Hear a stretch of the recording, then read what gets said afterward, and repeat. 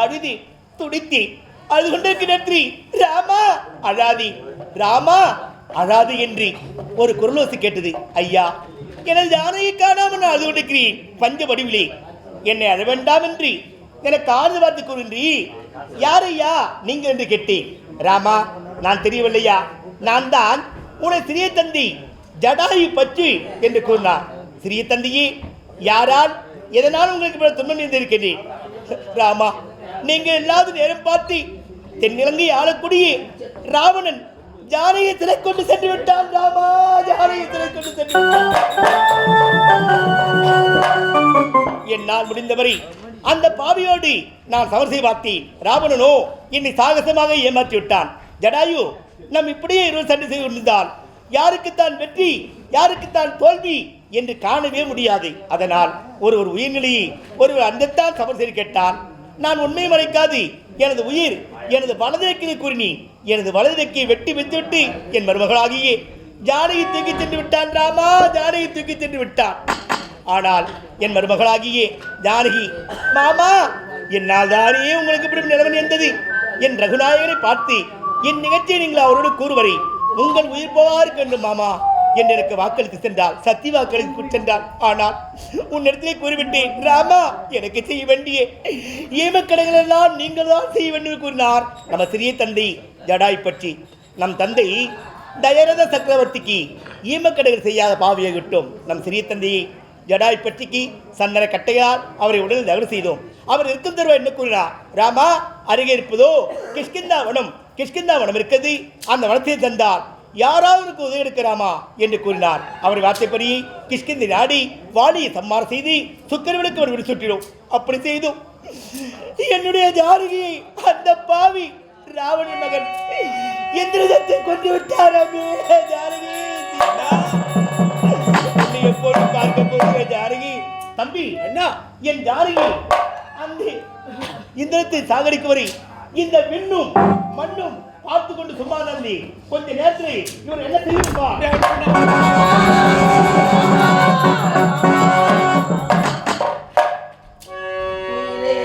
இப்படி செய்தால் யார் என்ன செய்ய மாட்டார்?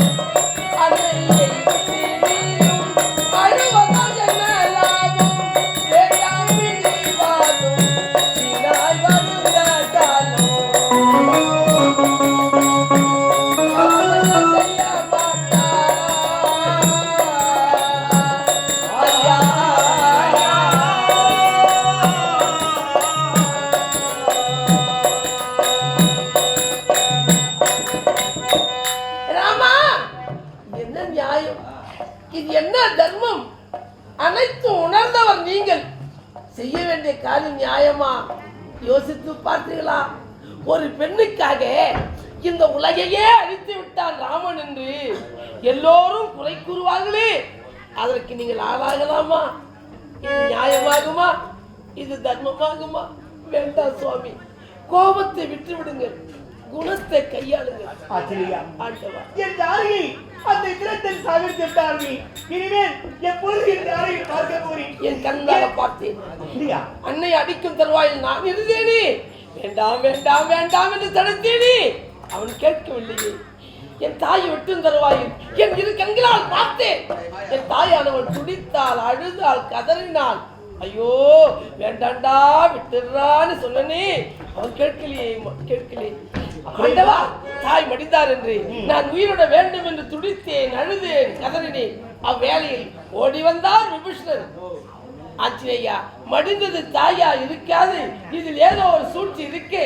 நான் அசோகனை சென்று அன்னை இருக்கிறாரா என்று கண்டு வருகிறேன். அதுவரை தாங்கள் பொறுமையாக இருந்து வைத்தார். ஆழ்வார் வந்தார்.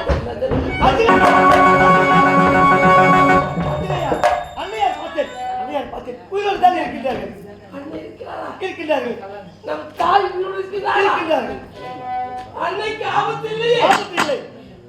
அப்படி என் கண்முன்னே வெட்டியது யார்? மாயாசேனன். என்ன இது? அன்னையார் போல் வழிவெடுத்து பார்த்தீங்களா சுவாமி? இவர்கள் வம்சத்திலே அரக்கணத்தை பிறந்தவர்களை மாயாசேனையாக உருவாக்கி என் கண் முன்னே கபட நாடகத்தை விட்டு சாக்கு போக்கு காட்டி உன் தாய் மடியில் விட்டால் என்று எண்ணத்தில் கூறிவிட்டு அவன் அயோத்திக்கு சென்றிருக்கிறான். ஆமா, அவன் அயோத்திக்கு போறான். அவன் எங்க போறான்? யாக வந்து போகிறான்.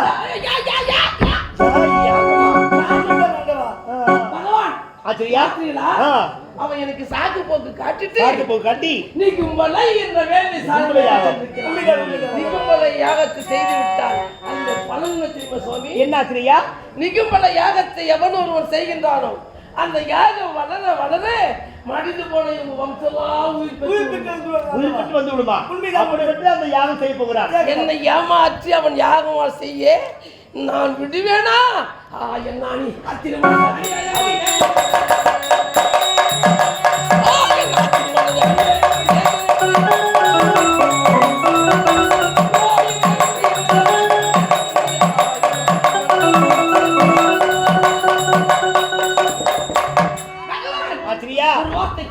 இப்பொழுது புறப்படுகிறேன்.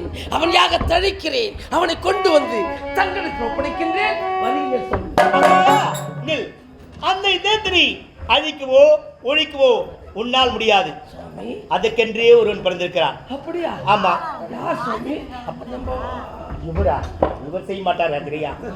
அவர் இல்லை. அதுக்கென்று ஒரு பிறந்திருக்க சொல்லி யார் தெரியுமா? என்னுடைய தம்பி லட்சுமணன் தான்.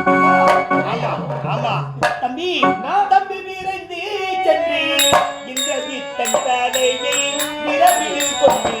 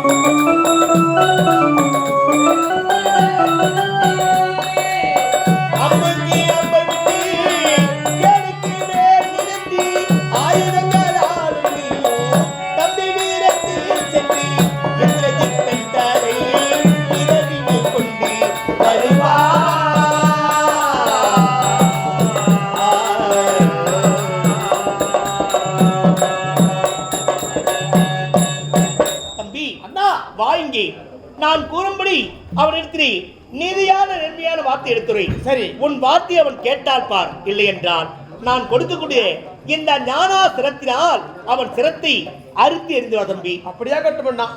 சரியா?